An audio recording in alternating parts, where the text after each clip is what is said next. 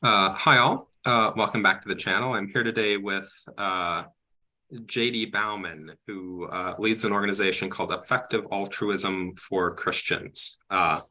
We'll talk in a minute about what exactly effective altruism is. My own relationship to it is a little odd, maybe because I was exposed maybe in high school and in undergrad to um, a lot of the philosophical underpinnings of effective altruism before it was really a coherent movement.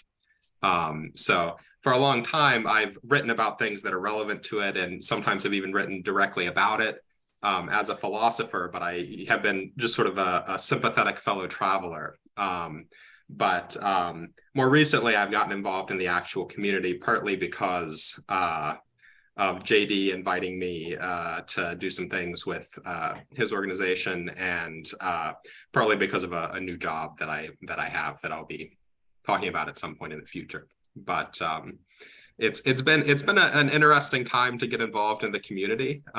So I'm here. We're going to talk about what effective altruism is, why you should be interested in it, what various strengths and possible criticisms of it are, uh, and that sort of stuff. So, yeah, JD, I guess the first question is just like, what is effective altruism?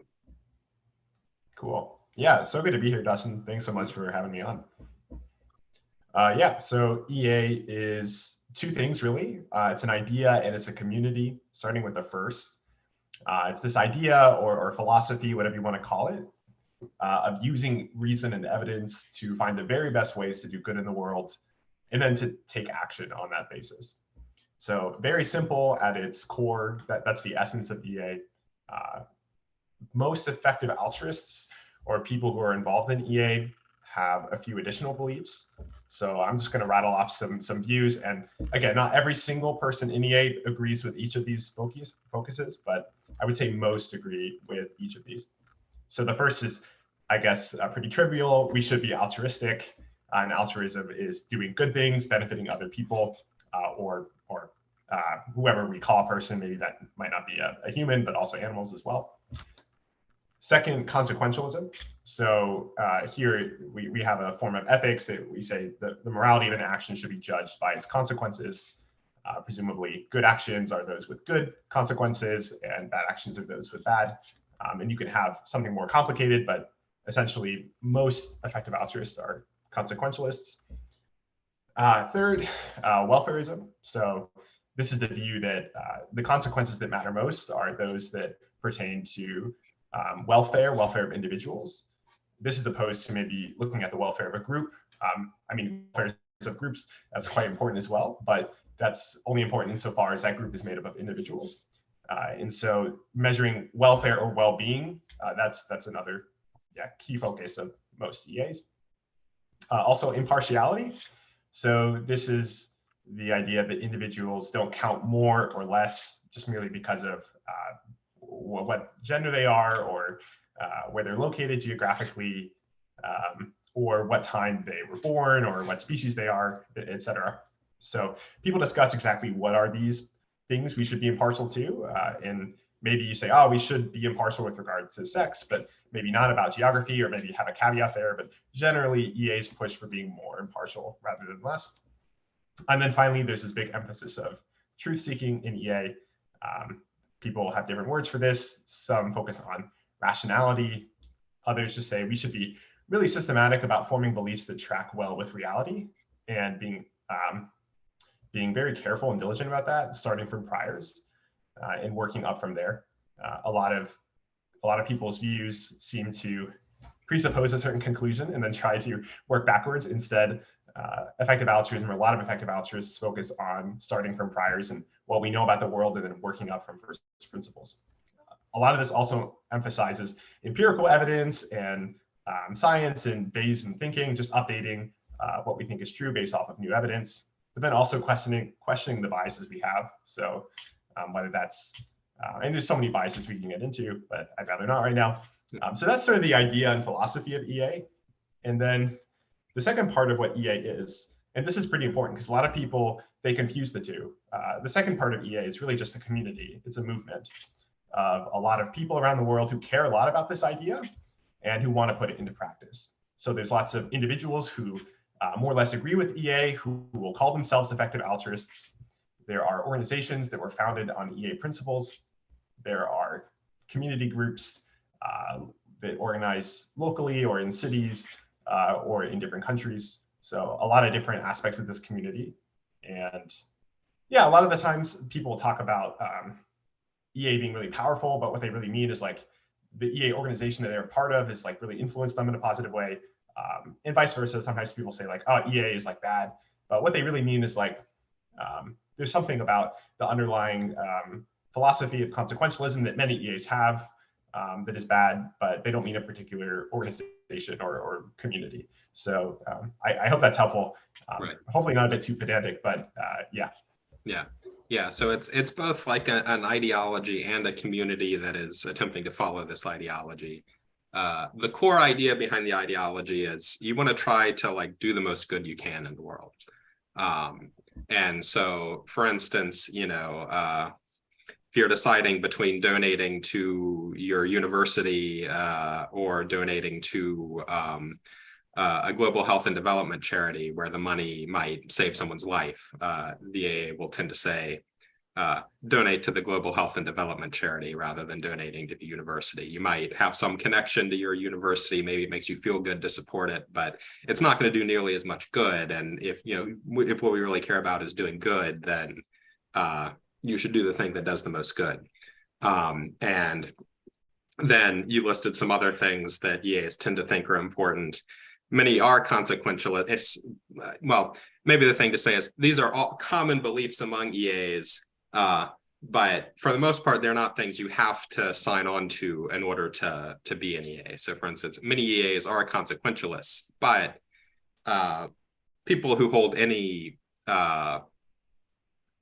plausible ethical theory are going to think doing good and benefiting others is important, you know, even whether they're deontologists or virtue ethicists or whatever. And so, you know, a consequentialist might think what matters is doing the most good you can. A deontologist might think what matters is doing the most good you can, subject to respecting rights and various sorts of side constraints and that sort of stuff. But both of them are going to think, yeah, it's good to do good things. So if you're a consequentialist, maybe you'll be an EA, but you don't have to be a consequentialist to be an EA.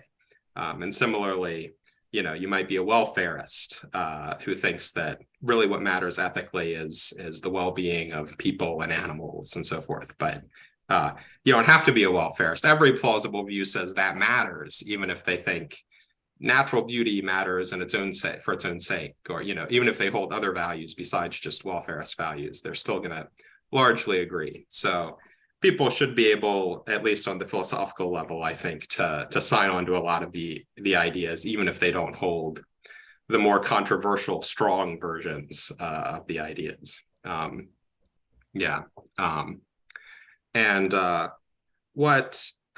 mean, maybe I've already said something that's kind of relevant to this, but like, why might somebody be an effective altruist? Yeah, so I think a lot of people get into it from this perspective of donations. How do I give to do the most good possible? And how do I give in a way that doesn't actually do harm?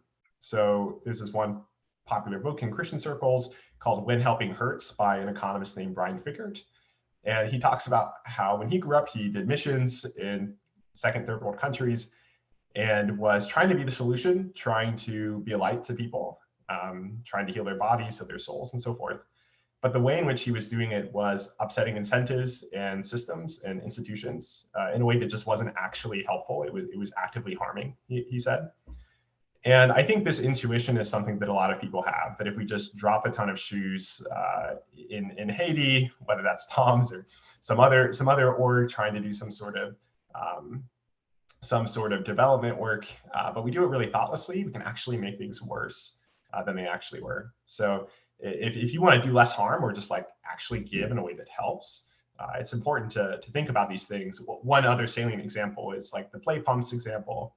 So there's this, there's this huge problem in Africa with clean water, right? So We have these hand pumps that we can install everywhere, just normal hand pumps that work pretty well, but we're always trying to do better. And one org came around and well-intentioned said, like, let's innovate this. Let's make some play pump. We'll make it like a merry-go-round carousel type thing.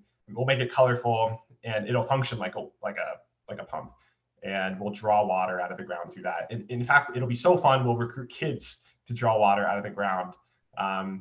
And this will be great. And so they did a huge fundraising campaign. They got tons of people on board. I think the Clinton Foundation donated like $10 million or something. And a ton of celebrities got on board. And they built thousands of wells. And then it was reported a few years later in a very prominent magazine that these play pumps actually don't seem to work very well. If you go to the sites where play pumps were installed, you'll see lots of actually old ladies pushing the pumps around, and they don't work very well. They keep breaking down, and because they're custom made, nobody knows how to fix them. So it's just a massive burden. And what turned out was like, they're not very efficient. They were designed off of like an aesthetic image. They weren't designed to be efficient. The kids got bored and they stopped doing them. And so the old ladies had to work them, and they find it demeaning, right? So just a classic case of helping hurting. So if we want to ask ourselves, like, what charities do harm, we really have to be rigorous about this. And a lot of us just don't have the time to do this, but a lot of EAs do. And we're like blessed to have enough time and like enough evidence and drive to dig deep into what really works. And when you do that, and many organizations have done that in EA, you find that while some charities hurt, some are so impactful, you can save a life for just a couple $1,000s. We're talking like really orders of magnitude, like 100x more effective than just an average charity. That's not to demean any charities, but that is to say, like, there's a huge opportunity to do less harm and more good if we're careful about that. So that's the first kind of person that might be interested, is someone who's interested in donating wisely, doing less harm. I'm happy to talk about careers and also people who are looking for a community. I think these are other aspects, like to put it briefly, like if you want to change the world, your career seems like an especially promising way to do that. You have about 80,000 hours in your career. If you do the math, 40 hours a week for 50 weeks a year for 40 years, that's 80,000 hours, just a huge amount of time. I remember when I was in high school, I thought a lot about, oh, what career am I going to do? Like, what's my vocation going to be? And I felt that weight, right? I think we all feel that weight of like planning out the future. There's so much in store for us. I think that's absolutely right. And we want to be a good steward of that opportunity that we have. And EA is just a wellspring of resources for thinking about career. Not only are there organizations that are designed to help you find careers that have a lot of social impact, there's just so many people who are extremely talented, who are just insanely generous with their time, who want to invest in you and like help you with your project to tackle some pressing problem with your career. And that's the third thing. Like, a lot of people, they're trying to be like a good person. They're trying to do good in the world. And they want to be a part of a community that inspires them to do radically altruistic things. And for a lot of us, we have, at least speaking for myself, I'm a Christian. I come from a Christian background. I go to church each week, and my church faithfully tries to do this. And I think a lot of people who don't have church maybe still want a community that inspires them. But also a lot of us who do have church want a community that is even more inspiring, even more radical in being generous. And I think the EA community has done a fantastic job at that. Yeah. So effective altruism, I mean, the basic idea can apply to, often people talk about charitable donations, but it can apply to other things like what career you should go into.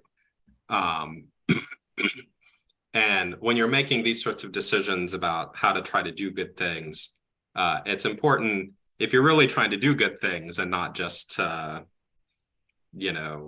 signal that you're a good person or something like that, it's important that you try to invest in things that really are doing good things, right? And not only is it the case that some possible ways of trying to help people might really hurt, it's also the case that even among good things, some are much, much more effective than others, maybe because they don't get as much attention, or, there are already people working on this one issue, but there aren't many people working on this, or just because of other facts about the situation. Really, putting thought into trying to evaluate what is the best course of action, what is the way to do the most good, could affect in a huge way, as in your ability to save many people's lives or something like that, could affect in a huge way how much good you do. Yeah, I think that's an important piece here. It really is a matter of life or death. I think when people think about charity, they think, oh, this is like a nice community effort, a do-gooder thing to do. I think EA's take it a bit more solemnly. Like, we are very much in the situation that Peter Singer described in the drowning child experiment. I could go into that if you think it'd be helpful. Go into that. Yeah, sure. So there's this thought experiment, and it goes something like this. You're coming back from I guess let's make it external. So a person's coming back from a business trip, and they're walking home, and they're all dressed up from their trip, and they have an expensive suit on, and it's a cold fall day. They're walking past a pond where they used to play, where they grew up, and they pass by, and they see some splashing out in the distance in the deep part of the pond, and they think it's like a bird or an animal or something, but they look closely, and they see it's actually a child, and apparently a child drowning. They know they could jump in and save the child. The pond isn't so deep there for an adult, but they think about how they're wearing this expensive suit, and how to save the child they would sacrifice their suit, and they think to themselves, well, I didn't throw the kid in the pond. It's not my fault that they're drowning there, and I would just ruin my suit. So I feel bad, but I'm gonna walk home. I'm gonna leave the child here, and yeah, that's an extremely powerful thought experiment, because I think we would all rightly think that this person is an asshole, and that any of us in that situation would jump in and save the child. And I think in that situation, yeah, a lot of us would. And then you take a step back and you realize that every day there are about 6,000 children who die from preventable causes, that we know the way to save children from preventable causes, and that it's within each of our power, if we're living a median income in the US, or middle class income, it's in each of our power to save many children's lives every year by donating to effective charities. And yet we don't do it. Like the man in this parable, we just continue walking by. And the question is, well, are they the same, right? Does it make a difference if there's a child dying of malaria in Kenya, as opposed to a child drowning in a pond? That's something philosophers get into. And in that book, Applied Ethics, that you co-authored with Liz and some others, you do get into it, right? And what exactly is the most demanding version of this argument? And I'm convinced that the most demanding versions are probably the closest to truth, and that if anything, we tend to go for less demanding versions to make life easier for ourselves. But as a Christian, when I look at the kind of altruism that Jesus shows when he gives his life for others, his enemies even, if anything, we should be opting for that kind of love in the most demanding versions of selflessness. And just looking at my own life, I just massively failed in being generous in ways that would literally save people's lives. And I think EA has helped me come to that realization in a way that many, I suppose, very few other organizations have been able to. I think that someone who takes ethics seriously and their moral obligations seriously is really attracted to the kind of reasoning that a lot of EAs talk about.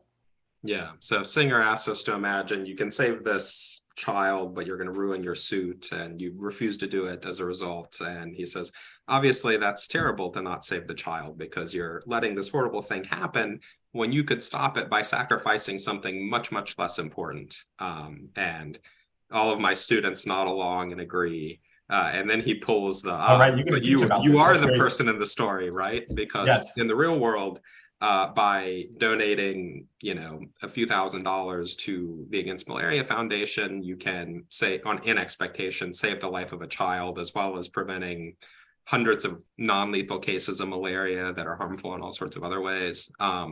So Singer thinks, don't we then have an obligation to give a bunch of our money to the organizations that are going to do the most good with it?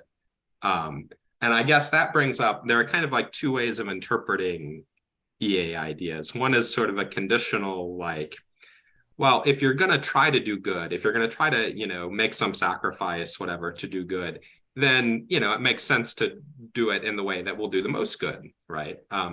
But of course, if you're not trying to do it, then, whatever, right? If you decide, no, I'm not going to give money to my alma mater or to the Against Malaria Foundation, I'm just going to buy a TV or whatever, then whatever. The other interpretation says, it's not conditional. It says, no, you really have a moral obligation, at least up to some pretty demanding stage, to try to do good. And that's influenced by the singer type thought, that it's not just that if you make the sacrifice, it makes sense to do the thing that does the most good. It's also that it really seems like you should make the sacrifice because what you're giving up is so much less important than the horrible thing that you can prevent. You've sort of already indicated, I guess, what your own view on. I take the stronger version. I mean, of course, for PR reasons, sometimes when I talk about these things, I want people to be excited and to give their money away. And sometimes I'll maybe underemphasize the extent of our duties, because nobody wants someone to come to a party and just talk about, like, yeah, you have a duty to drop everything in that glass in your hand and just give it to the poor. But I think if we're being consistent, and I'm being consistent with my worldview, like, yeah, I think the strong duty argument is probably closest to the bigger picture. Although talking about it in terms of excited altruism, and like, whoa, if you're going to give, like, let's give in the most effective ways. Let's save a life for a few $1,000s. I think that's effective outreach. I think that's a good way to see it. Yeah. And that's not just an outreach thing. There is a genuine positive, like, wow, like, you actually can do a lot of good in the world at not that much cost to yourself. Like, that can make you feel good about yourself and provide a sense of meaning to your life and that sort of thing. So yeah, it's not all dour news, I guess. And I guess also, yeah, I mean, Singer himself, when he talks to audiences, he's very careful about how he phrases things, but he'll suggest, give up to a certain point based on your income, and past that point, I'm not going to blame you. He thinks really it's wrong to not give more, but like at some point, has an extremely demanding version, right? Which says yeah, you should give up to the point where a marginal donation would make you less happy or worse off than the worst off person on earth. Right. Yeah, so this is like an extreme. Mm-hmm. Yeah, because he's a utilitarian, and he thinks really your obligation is to do as much good for the world on balance as you can. He's going to think, yeah, you have to keep giving up to the point where you would hurt yourself more than you would help the other person. Allowing for the fact that you could, if you give too much all at once, you could get burned out or not be able to take care of yourself, and then you'll be less good at doing good in the long run. So he wouldn't advocate clearing out your bank account and not being able to pay your rent and stuff, because that would harm your ability to do good in the long run. But as like a purely philosophical matter, yeah, he thinks it's super demanding. Somebody could think it's not quite that demanding. You are entitled to some extent to give preference to yourself or to people around you, people who depend on you, that sort of thing. But it's still pretty demanding. So I think these are super interesting ideas. I think the kind of person who's thinking about these ideas is totally welcome in effective altruism discussions. And people who have different views are absolutely welcome. Sometimes it gets a bit sad when you have a room full of people who remind each other of how demanding their ethics are, but nobody's, this message isn't new for a lot of effective altruists. It's really, as you mentioned, also exciting when you hear it for the first time, like exactly how much good you can do by giving generously to effective charities. And I think I was someone who was really interested in apologetics, and in many ways still am.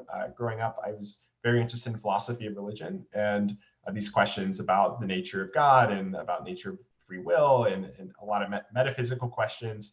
And at the end of the day, I felt like these are interesting and important questions. Eventually, you have to stake your life to some worldview. To me, that is very much what faith is. It's like committing to a worldview in light of objective uncertainty about it.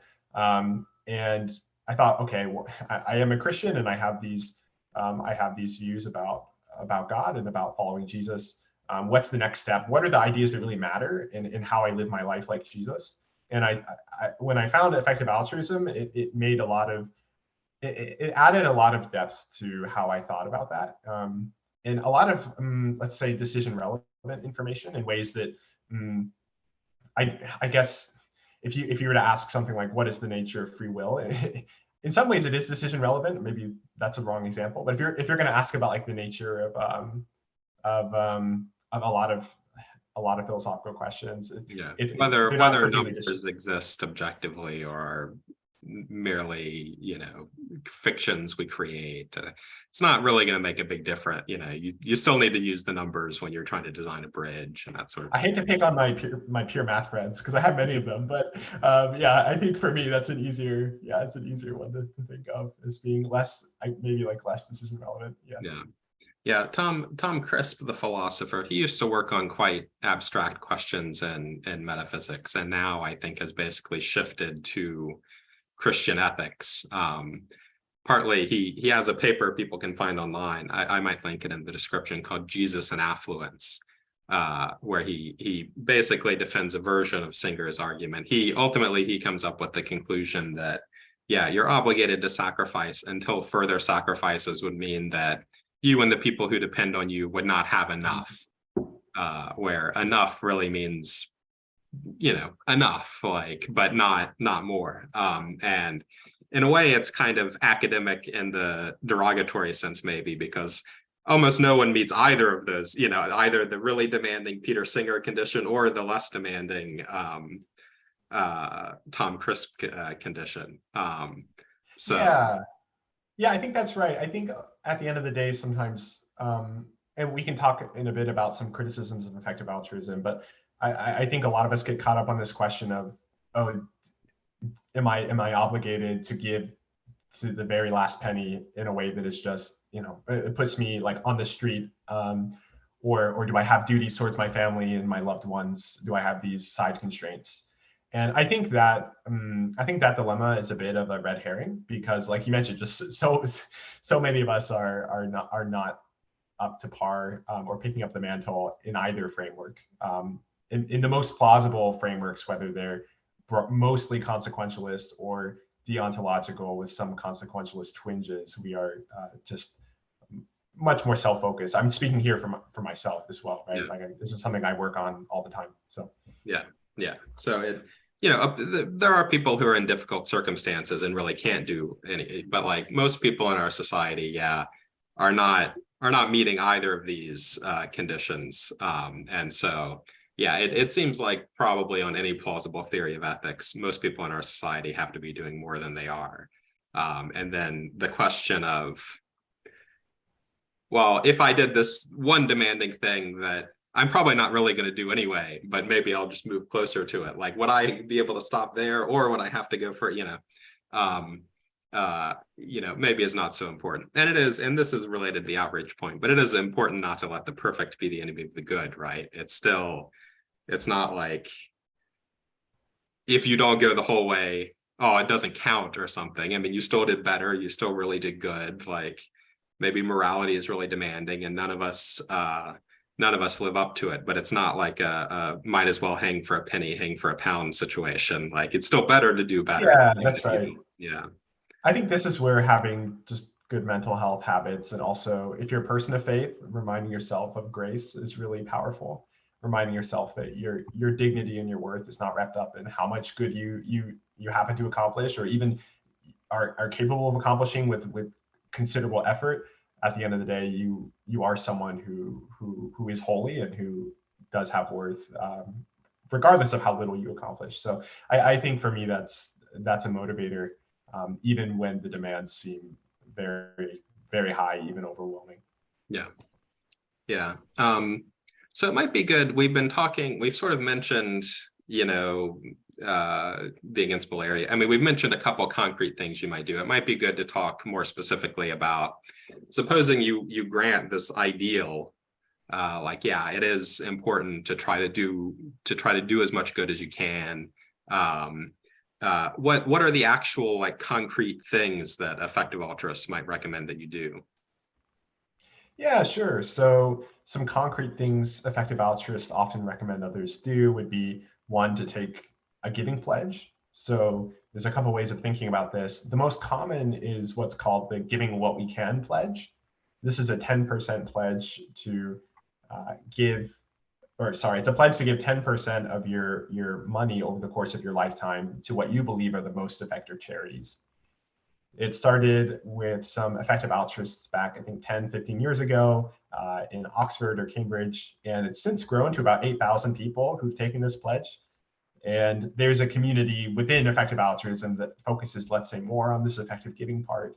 But that's a huge call to action, a very concrete one that I think most people watching can consider. Other things, concrete steps would be to think about pursuing just a career that does like a radical amount of good. A lot of people don't do their careers intentionally. Maybe some of us are wired to sit down and think about it, but if you think about the potential good you have through your career, whether that's through earning money that you can give away or just doing good directly, it seems worth sitting down and thinking about, okay, how can I maximize the good, or even not in terms of maximization, even in terms of just stewarding that resource well.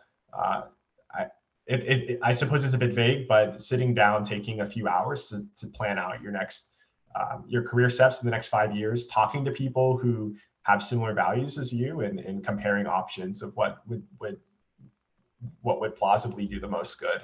And there's tons of EA events for this. So if you join any EA group and you say, I'm interested in getting career advice, you'll get people who are in your field 5-10 years ahead of you who are very happy to offer this.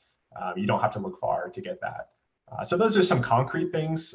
But in terms of like concrete areas that EAs work in, I'll just sketch the Maybe playing we field should, here. maybe But we should, you've mentioned a couple of times, there are organizations sure. that can give you guidance. Like, what are those organizations specifically? Sure.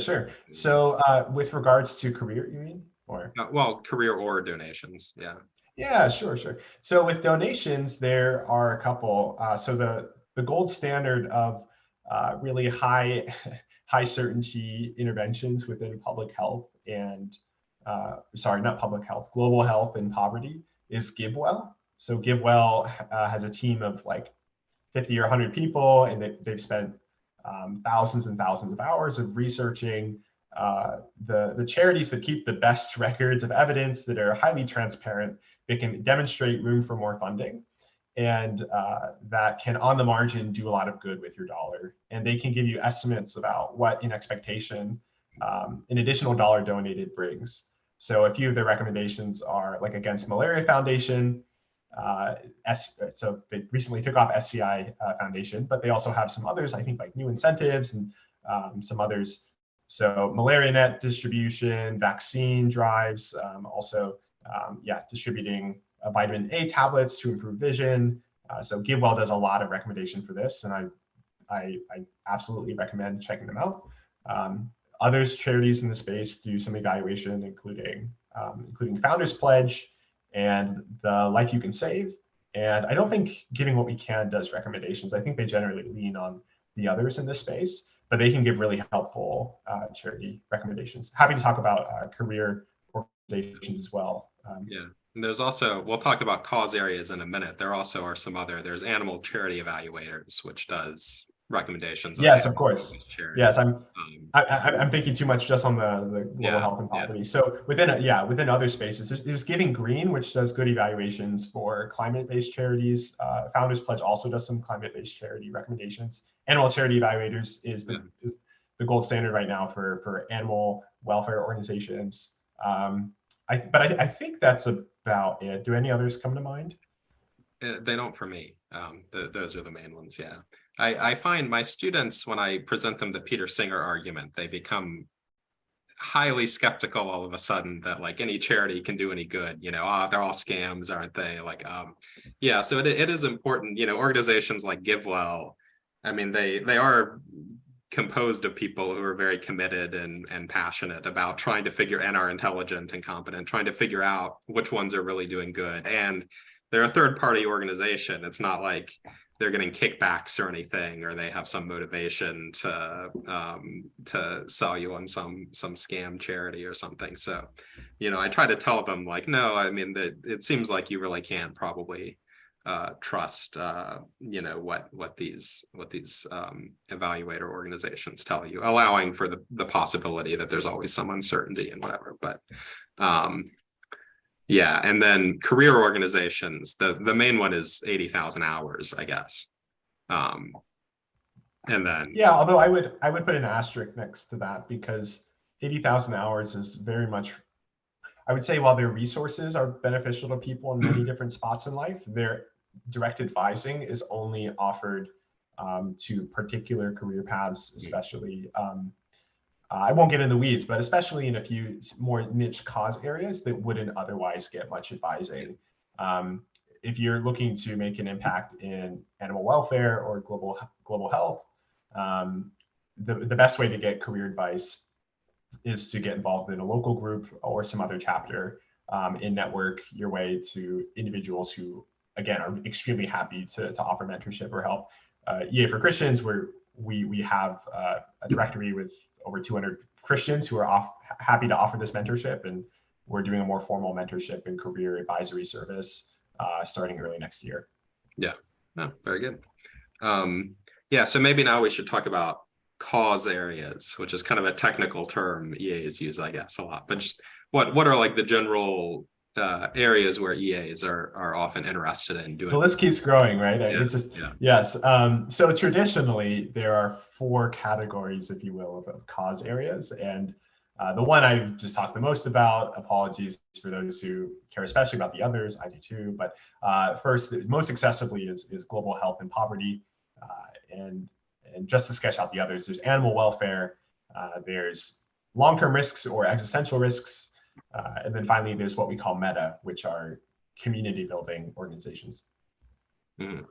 Yeah, so global health and development, these things like providing bed nets that protect against malaria, or providing vitamins or deworming pills to children in developing nations, these sorts of things. EAs have been very interested in this because often it looks like there are very cheap things you can do that can produce a lot of good, and so given limited resources, you can save a lot of lives and improve health, make people a lot better off in a lot of ways. Animal welfare, some people listening will think it's kind of odd to try to that's even in the conversation, right? Shouldn't we help people first? This sort of thing. I guess the case, I mean, most animal welfare work has been on factory farming advocacy, right? I guess yeah, is this fair to say? I mean, there's both kind of a human-based reason or series of reasons for being worried about factory farming. It's very environmentally destructive. It's very bad for people who work there. It contributes to pandemic risks. The antibiotic resistance, all sorts of things. But then also there's kind of this thought that this is a problem of massive scale, tens of billions of animals being factory farmed every year. And it turns out that because it gets so much less attention, there's a lot of stuff you can do that looks like it can make a really, really big difference. Things like the sorts of campaigns that the Humane League runs. So that's why a lot of EAs have been interested in that sort of thing mostly, right? Yeah, absolutely. So taking a step back, all these different cause areas within EA fit into what we might call the ITN framework. And this is a way of conceptualizing problems in the world and trying to rank them with regards to how pressing they are or how demanding they are of our attention, right? If you look at all the charities in the US, there's over 1 million charities tackling all sorts of things. Similarly, with problems in the world, we could say, oh my gosh, there's just so many problems in the world. How do I ever get started? You have a kind of decision paralysis, right? So what do we do about that? Well, we create some kind of conceptual framework to break down problems. How do we break them down? We break them down by I, importance. This is referring to scale. How large of a scale is this problem? how many individuals is this affecting, and how great is it affecting them? If you are, I mean, you can think about this in many different ways, but if you're like utilitarian, hedonic utilitarian, then like what you care about is like, how many units of suffering does each individual experience? If you're not a utilitarian, but you are, let's say you're a virtue ethicist, you might ask like, okay, how like what kinds of vices are being perpetuated through this kind of action, and across how many people is this happening? But yeah, I is importance or scale. T is tractability, which is how accessible the solution is. How much can we move the needle by adding a lot more resources to it? And then N is neglectedness, which is, is this something people are already working on? You hinted at this with factory farming. There's not many people working to improve the lives of animals living on factory farms. And you might all like, I think it's kind of the reverse logic of diminishing returns, where like, where if you, just like how you might have decreased marginal effectiveness once you have a ton of resources in a problem, if you have very few resources in a problem, you have very high marginal effectiveness. So it's that sort of intuition, but a bit further earlier in the line. Yeah, and that helps you get cost effectiveness estimates where, so the Humane League, one of the main things they do is run corporate campaigns where they try to get such and such a company to commit to only using cage-free eggs or these sorts of things. Yeah, they're great. I mean, they freed over 100 million. I mean, them and Mercy for Animals have freed over, I believe, 100 million hens from cages. I mean, factory farming is just a horror show, right? Like, we're talking about so many animals that are trapped in cages. This is wrong on so many levels, whether we're talking about the animal ethics basis or the environmental basis or human health basis, right? And a lot of the best EA charities have highly targeted solutions for this problem. Because one solution is just to convince mass behavior change. Another solution is just to work systemically. And a lot of EAs have taken this systemic solution. In the case of factory farms, one thing we can do is negotiate with corporations, groups like Costco, to try to help them scale out of the less humane production habits. And it's been marvelously effective. Like in 2015, 95% of chickens, egg-laying hens were in cages. And as of last year or so, only about 72% were in cages. So it's not just about hens, we're also talking about pigs and all sorts of other farmed animals that aren't living their best lives. Yeah, and I'm spending so much time on this because some people will think it's intuitively weird, but the results are, I think the best estimates are something like every dollar. They're insane. Yeah, I mean the cost effectiveness is like 7 years of chickens being in battery cages or something. So yeah, I mean, if you imagine like a battery cage where you have a small cage with a bunch of birds in it, and each of them has, less than a piece of paper worth, so they can't even extend their wings or anything. Like if you imagine just intuitively, somebody has 10 birds in this cage, and every so often one of them dies or they kill one of them and they replace it. And they're going to do this for 7 years, and you can pay $10 to stop that from happening, to let the birds out of the cage. Like, yeah, obviously you should pay the $10, right? So there are, Rethink Priorities, who I'm now associated with, has been doing a more developed project about how you might consider doing welfare comparisons between members of different species and things. So there are all sorts of questions for that. But really, once you realize what's being proposed, it actually, I think, sounds like pretty intuitive that like, okay, this is something you should take seriously. And so the global health and development stuff and the animal welfare stuff are the things that I've donated to in the past. But yeah, same for me. I think donation, in terms of where there's room for more donations that with high certainty will have an impact, there's just massive funding gaps in both animal welfare and global development. Yeah. There's also this X-risk stuff, which people will maybe be even less familiar with that. If you thought chickens were weird, then yeah. So this, I think this gets into, this gets a bit deeper in the weeds, and there's certainly more yeah, certainly more uncertainty with these kinds of cause areas, and a lot of spirited debate within the EA community about these. So a few of these existential risks would be nuclear war, pandemics or bioweapons, and artificial intelligence. And just to sketch each of these out, I guess for each of these, there's some chance that they could cause some kind of catastrophe, which would be bad. And then there's also some chance that they would cause the extinction of human life, which would be really bad. Exactly how bad it is depends on your exact ethics. But we talked a bit about impartiality earlier, that has relevance for both animal welfare, but also for this question. Impartiality matters when we're talking about these X risks, because if we think that human beings are valuable no matter when they're born, then we might think that future people matter quite a lot more than we ever thought they did.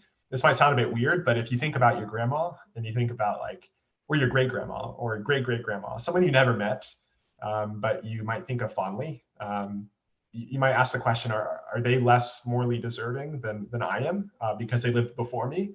Or am I less morally relevant than them because I come after them? You'd say, no, that's kind of nonsense, right? People are equal, and regardless of when they're born. In the same way, we can think about people in the future who have not yet come into being, and think about their value and the kinds of decisions we make today that will impact them. I guess most saliently for that is this question of will we destroy the earth before they get to live in it, or will we damage the earth in ways that might permanently compromise their ability to have good lives? Or yeah. And there are just so many more people that we think will come in the future, that this is a really important question, right? It's not like there'll be just a couple people who come after us. Like 7% of all the people who've ever been alive are alive today. We have 10 billion people on Earth right now. I think when we were hunter and gatherers, we had like 10 million humans. Now we have almost 10 billion. It's like 1,000x more. We think that multiple could continue in the future, barring resource constraints or other kinds of constraints. And if that's true, then maybe the most impactful thing you can do is create a good Earth for the next generation. So that leads also into climate change arguments, which we're all familiar with, but fewer people are talking about these more neglected causes. Like, how do we stop a nuclear catastrophe? How do we stop? I was talking with an epidemiologist lately who works in a lab with COVID, and tangent, but I'm getting back on track. So she was telling me about how she needed to work on COVID, but a specific strain of COVID, and it was too difficult to get a reliable sample of this. So what they actually did was they designed this strain of COVID in their lab. I think it was the Delta variant, right when it broke out. So they basically just, I don't know if it was CRISPR, or they used some kind of technology legally to design a strain of a very highly infectious, dangerous strain of COVID in their lab so that they could study it.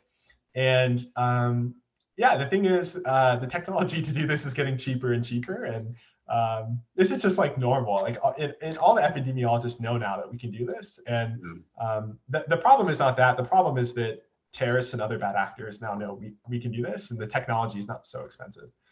So if a bad actor were to get their hands on some kind of DNA sequencing technology, they could pretty easily engineer pandemic, which could wreak havoc. So yeah, the AI risks are a bit more convoluted. So I don't want to get into that right now, although I'm happy to if you think it'd be of special interest. But I could maybe link to something for people who are interested in it. It takes a while explaining what the problem is to really get into it. But yeah, I mean, I guess one way to think about it, you suggested thinking about your grandma and she's just as important as people now. Another way to think about it is if you imagine, say, Cleopatra is going to have dessert, and somehow she knows that her having dessert is going to cause you to get tortured thousands of years later. It seems really bad for her to have dessert, right? But if she can say, wait a minute, but she's a queen. I don't know. Yeah, you're just some person thousands of years from now. Why should I care about you? Once we get to the future, it seems really obvious that in retrospect, oh yeah, we should have cared about it. It's just looking prospectively, it's harder to get. Or, you know, if I plant a landmine and I know that someday it's going to blow up a child, and you say that's awful, and Yes. I say, no, wait a minute, it's not going to activate for 1,000 years. It's just going to be some future kid. Like, it doesn't seem like that makes it any better at all, right? Or like broken glass in a stadium, Yeah, right? Or yeah, yeah.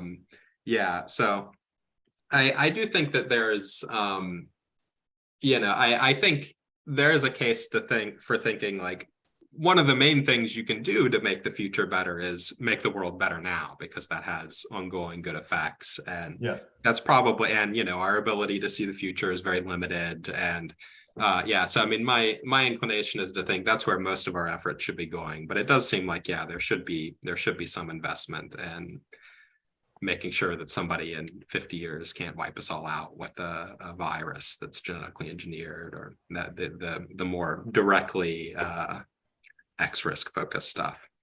Yeah, and I guess it's important to convey, like we've been talking about cause areas. EA has had, I think, very real, tangible successes in a number of these cause areas. I mean, the Against Malaria Foundation has probably saved hundreds of thousands of lives and prevented very, very many more cases of malaria. And the Humane League has prevented an immense amount of animal suffering.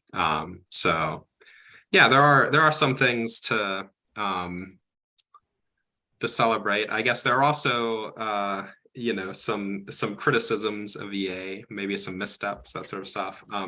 What would you say are like the main worries people have about EA, and like to what extent do you think those worries are misguided versus having some merit? How would you respond to them?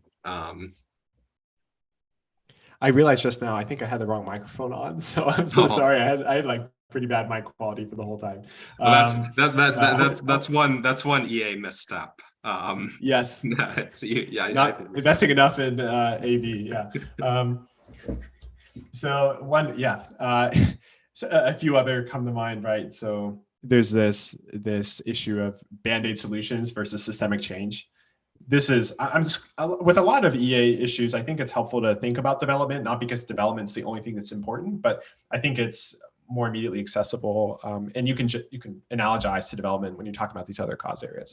So when we think about development and people living in material poverty, one thing we can do is provide just let's say quick fixes. We can provide malaria nets to prevent people from getting infected by malaria and potentially dying. We can also, yeah, we can do other things like that. That would be like a quote unquote band-aid solution, a critic would say. A systemic change would be to do some kind of gene drive with mosquitoes and just get rid of malaria, right? Or just improve the welfare of the whole country by like improving property rights and improving healthcare systems and so forth in a way that would just make malaria just infections so uncommon. There's this great article in the EA forum called "The Growth Case Against Randomized Development," and it talks about this, and it's from a Harvard economist named Lance Pritchett, who essentially argues that EAs are looking at like these little wins, right? These saving life for a few $1,000s. When if you look at the biggest welfare wins over the last few decades, look at India, look at China, look at these countries where 5 decades ago people were living on $3 a day, and now the average GDP in China is like $15,000 a year. That's like a 30x increase, right?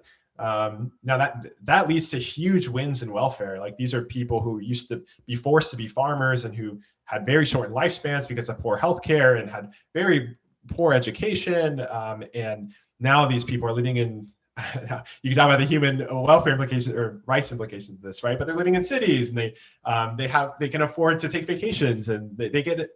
Everyone gets an education if they want that, and just huge wins there. So someone like Pritchett would say, and many critiques of EA would say, we should focus on those big wins. We should focus on politics and maybe some institutional changes that will unlock massive wins in the future. And yeah, I mean, I have thoughts about that. But I think that's a really interesting critique. I'm curious, yeah, if you had thoughts about that as well. Yeah, I think there's a chapter on the institutional critique in Applied Ethics and Impartial Introduction. Oh, nice. Sold wherever fine books are available. That I co-authored with Liz and Rebecca and Ty. But yeah, I think there is something to the thought that EAs historically have not paid enough attention to institutional reforms, and working for institutional change. I think that has changed somewhat over time.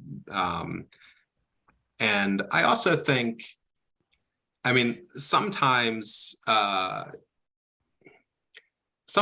criticism almost looks like it's all that, the Band-Aid solutions are not worth doing, or something like that. And I don't think that's right. I mean, Jeff McMahon makes a good point of like, surely we need some division of labor where some people are trying to solve the problem in a lasting way. Other people are trying to ameliorate the ongoing bad effects of the problem. And you wouldn't think, a doctor who travels to Ukraine and is tending to a civilian who's been injured in the war, you wouldn't think, oh, that's just a Band-Aid solution. He should be working to bring about lasting peace. Like, obviously that's a worthwhile thing to do, even though it's also worthwhile to be trying to end the war and bring about a lasting peace settlement and stuff. So yeah, I think there's like something to the criticism in the sense that probably EA efforts have been skewed in the past because the treating the symptom solutions are often easier to measure. Like, how do you know whether your efforts at systemic? It's like the street lamp analogy, yeah. right? So it's like you lose your car keys at night, and you look across the street and there's a street lamp, and that's the only place where you can see any damn thing because it's so dark everywhere, right? So you walk over to the street lamp and you look underneath the street lamp because what you can see there, at least you can measure something, right? That's like what measuring malaria nets is like, some would say. But yeah. I think that's a bit unfair. But there is something to the point of, these huge wins from institutional changes. Yeah. So I think the criticism is not totally unfair, but it can be somewhat unfair. There's something to the thought, but these other things are also worth doing. And some other critiques would be. Oh, go on. Oh yeah. Some other critiques would be that EA is just not EA the movement, right? We're talking here not just about the ideas, but the movement, right? Because I think that, so talking about the movement, it's not particularly diverse. Some would point out a lot of EAs. I think like 20% of EAs come from either an Ivy League school or Cambridge or Oxford, which I think exceeds the general population by a factor of like at least 5 or 10x. It's mostly white, it's mostly male, it's mostly Western. I think this is actually a really big problem when we think about the lens through which we see the world and see suffering and see also ethics and values and what's ultimately important. Of course, we think that in the West, our idea of what is good and what is bad has been developing over time. And so we shouldn't just write off the Western view as some kind of colonialist attitude. But like at the same time, we do have a lot to learn from perspectives that are different from us, and because we do have these cognitive biases, right? If anything, EAs should believe that more than anyone else. And so I think we suffer here from maybe a founder effect issue. EA was started by a lot of philosophers and tech folk in Silicon Valley, but also in Oxford and Cambridge. It grew out of analytic philosophy and tech, and it has similar demographics to those. It has very similar demographics to those groups who are also wrestling with this question. And again, I think these are problems with the movement as opposed to the ideas behind the movement, right? I think sometimes we're tempted to say, well, because we have a demographic problem, that this idea of like radical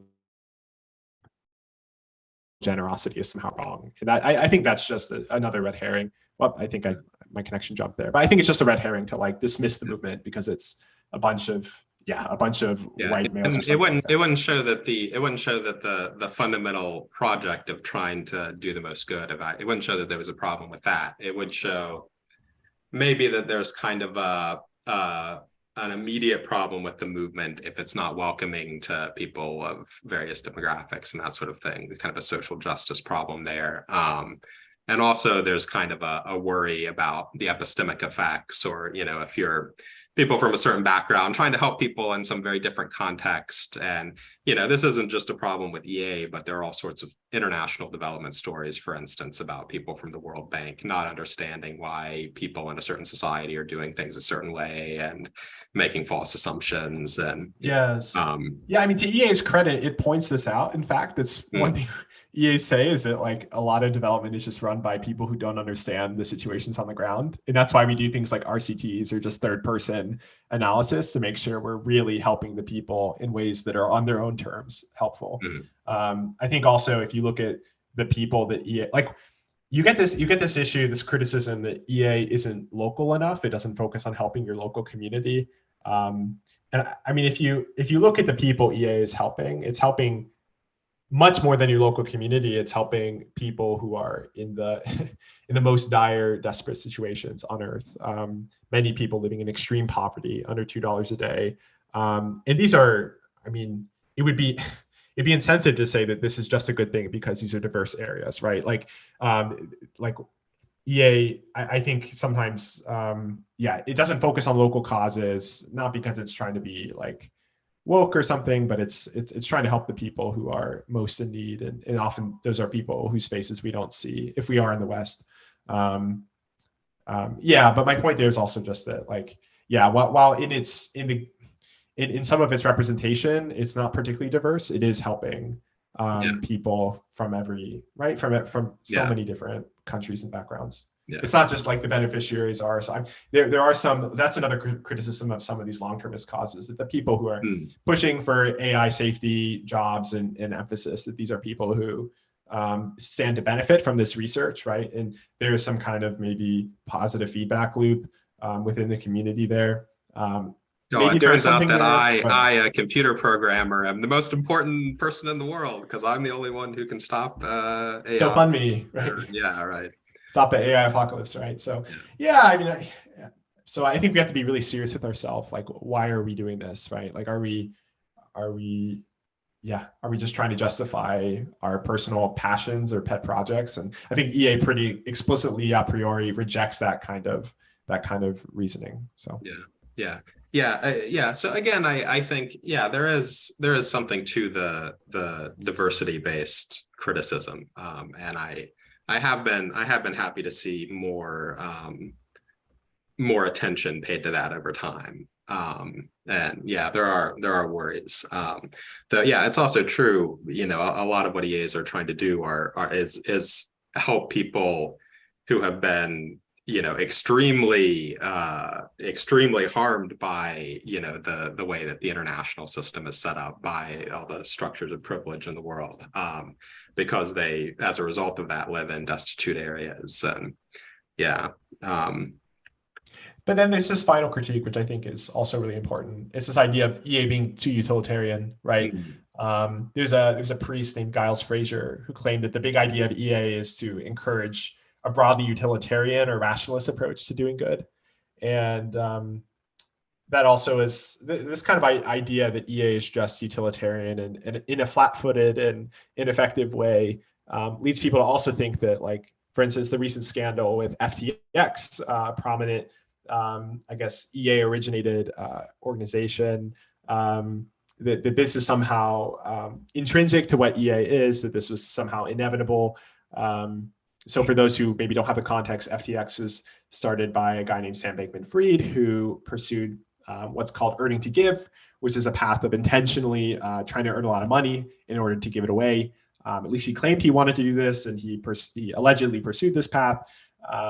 And he was recently in the news quite a lot because his firm allegedly misused clients' funds, and this has become a multi-billion-dollar ordeal.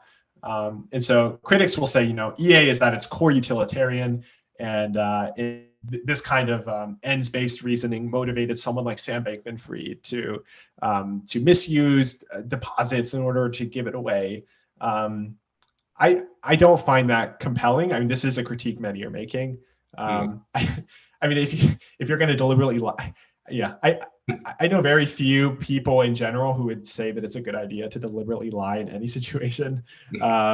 except barring like, Nazis at the door kind of situation. But yeah, I don't take this too seriously, largely because EA doesn't require utilitarianism. Like I'm personally not a utilitarian. I run an EA org. I think it's another red herring. Mm-hmm. Yeah, I guess there's sort of, so Sam Bankman-Fried decides, allegedly, I mean, there are questions about his real motivations and whatever, but it seems plausible that maybe at least initially he was genuinely motivated to try to, okay, I'm going to make a, this Peter Singer argument, well, you should give your money away to people in need.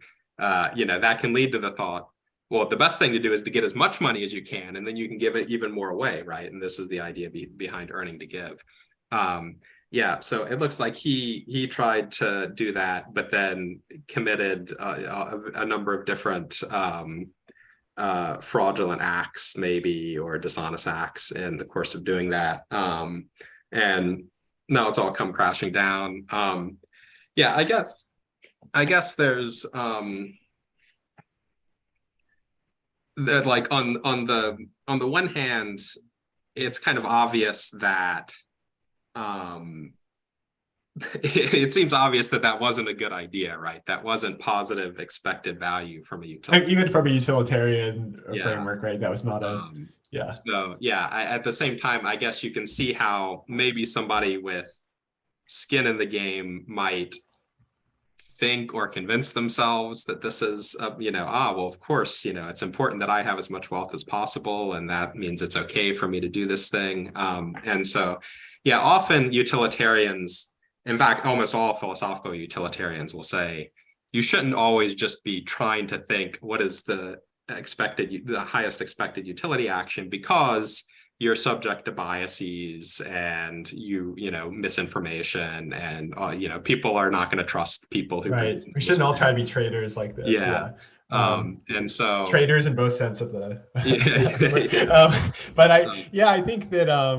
I think that's right. I think a deeper message or critique here that I haven't heard as many effective altruists make is this idea of who are our exemplars, and this is relevant to EA as a community, as a movement, right? Who are the people we're looking to provide us direction and motivation in our lives and in our ethical pursuits? And I think the reason, a huge reason why the SBF downfall is so big in the EA world and in the broader world is that a lot of people looked up to SBF. A lot of people really respected him and wanted to emulate him, or they held him as an exemplar.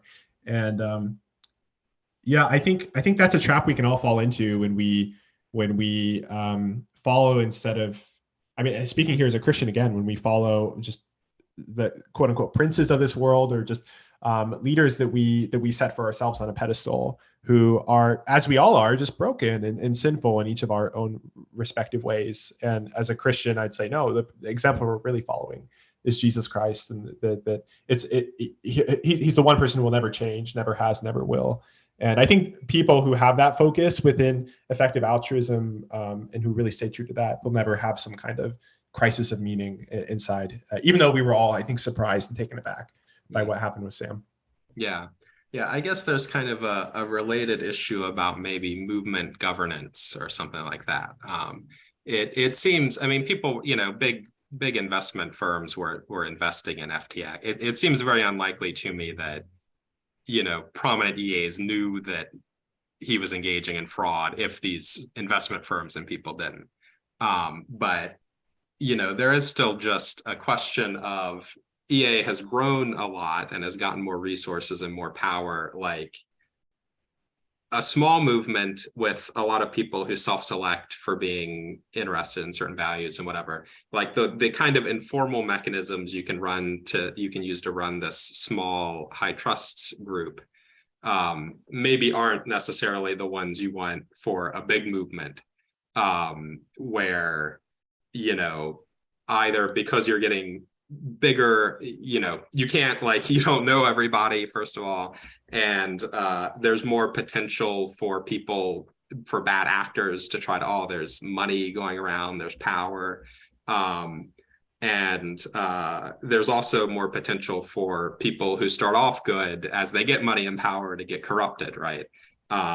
the problem, even if what Sam Bankman-Fried did is bad from a utilitarian perspective, which I think is right, it like was foreseeably bad, assuming the apparent facts of the case are accurate.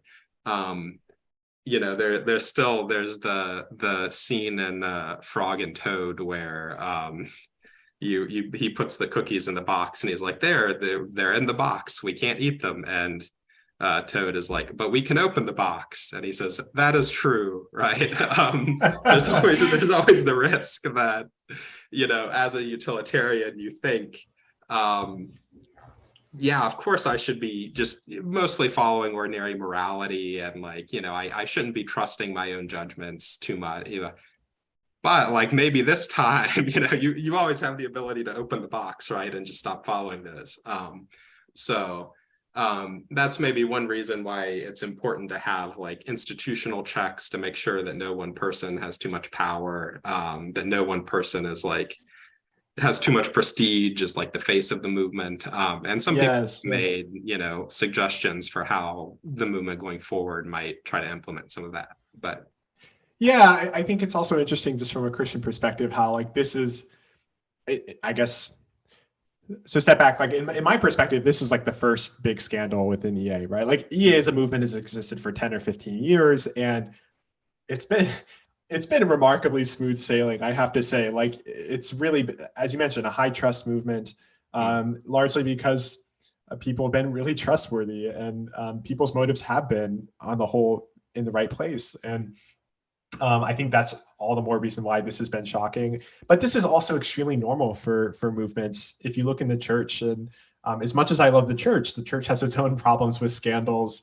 and its own problems with trusting leaders who've betrayed that trust. And that's something we learn from and we build safeguards around, like you mentioned. So all for that. Yeah, that seems right. It is a little bit, I mean, maybe this is a tangent. It is a little bit like all the people who identify EA with utilitarianism. I feel like a lot of the most prominent people in the movement are actually not utilitarians. I feel like who? Yeah. Well, like Will McCaskill. I mean, what he'll say is actually, and I think this is sort of the perspective you get if you listen to, say, the 80,000 Hours podcast or something, is this idea that even if you think utilitarianism is probably right, you should be uncertain about that.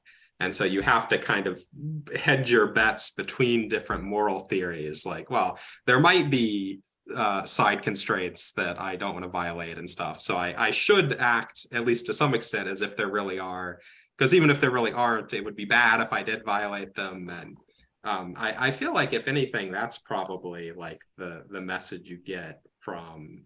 Will McCaskill wrote his dissertation about this, and so I take it he's been influential in promoting this view. But yeah, I know he does have a paper about this, and I think Ben Todd has also written about this, and how you can articulate EA in ways that do justice to various different codes of ethics. And I think that's right. I think people, like with everything, we just tend to generalize. And if you're a reporter and you're writing a quick story on EA, it's easiest to just describe it. And we've been talking about it for an hour and a half, right? Like, it's hard to describe. It's easy to just say it's a utilitarian movement focused on charity and doing good or social impact careers or something like that. Yeah. So I guess you've talked about approaching this from a Christian perspective a couple times. Like, I guess, what would you say are the main points of contact, either like areas of mutual support or possible areas of tension for you? Yeah, thanks for that. So I'm extremely bullish on the intersection between EA and faith. I think this is tremendously neglected within the community building space, but also just in general. I'm pretty amazed that more Christians haven't caught on with the kind of overlaps here between Christian ethics, really thoughtful Christian ethics, and the kinds of ethics that EAs talk about. I think of it oftentimes in terms of it being a tool that helps Christians love and serve their neighbors, right? So Christ, he famously summarizes the law and the commandments that we should love our neighbor as ourselves and love God as well. The question then becomes, well, how do we do that? in the 21st century? How do we reinterpret that, reapply that in a present day scenario? And it just seems clear that we should use reason and we should use evidence to do this, right? This isn't just my idea. Though I am an Anglican. Of course, not all the Christians in EA are, but I'm an Anglican, and we have the four-legged stool. I think this was Hooker who coined this. But I know the metaphor, but I don't know the origin. Yeah, so Methodists have their own version, but ours is better. So we have scripture, one, tradition, two, experience, and also reason. And these are things that guide us through difficult ethical situations. So when we ask, like, how do we best love our neighbor, just using our reason, just like we would if someone came to us with a medical injury, what would we do? We would go to the doctor, we'd go to the expert to get advice on how best to heal their leg. If we have issues in development or in many other very pressing problem areas, and we want to make an improvement here, yes, we should pray. Yes, we should bring these issues to God and see what scripture has to say, see what our religious traditions and our experiences have to tell us about this. But we should also reason and think carefully about this. And EA, I mean, like, EA's been phenomenal in the development space, especially, but also in these other areas at doing this. But yeah, we could also just unpack these other things we talked about, like altruism and consequentialism and welfarism and impartiality and truth seeking. You see strong scriptural support for each of these concepts, right?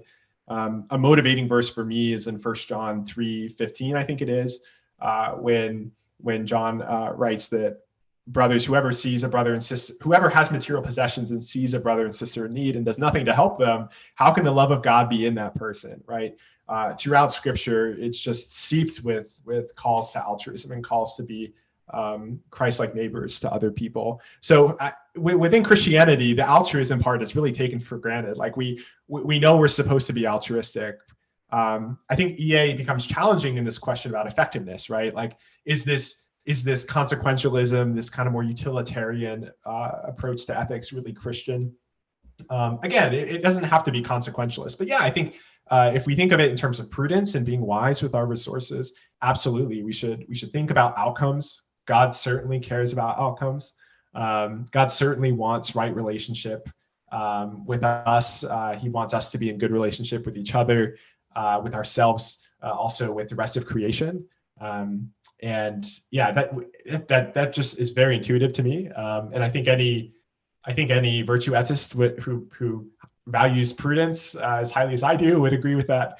Yeah, and then in terms of impartiality, this is just like, so, I mean, this is, to me, a lot of EA takes on helping our global neighbor is just taken straight out of the Good Samaritan passage, where, you know, I don't want to retell the story because every time I do, people just like glaze their eyes because they heard the story 1,000 times in church.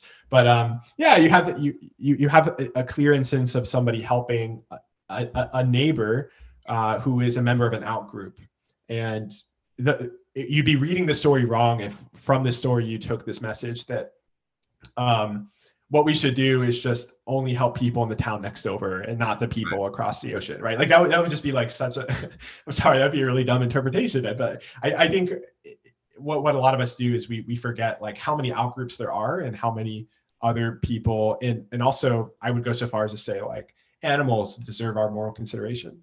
I think Paul also supports this idea when he writes about how there's that all are one in Christ, and that there's no Jew nor Greek, and no male nor female, nor slave nor free, that we're all one in Christ Jesus. And yeah, I think that's just great. Like this idea of human equality is just grounded in faith. And I think when EA comes along as a secular movement and puts these ideas forward, it's really building on a Western tradition with a Christian framework. And so to miss that, like, we're really forgetting our roots if we miss that. And then finally, this truth-seeking element, this idea that we should pursue what's ultimately true. We should update based off of new evidence and form beliefs that reflect reality. I think this is just following John 1. I mean, the idea that Christ is the Logos, the eternal reason that through which the world is created and on which the world is sustained. I think this is something that Christians have a calling to take seriously. And I think that's tremendously synergistic with faith. Yeah.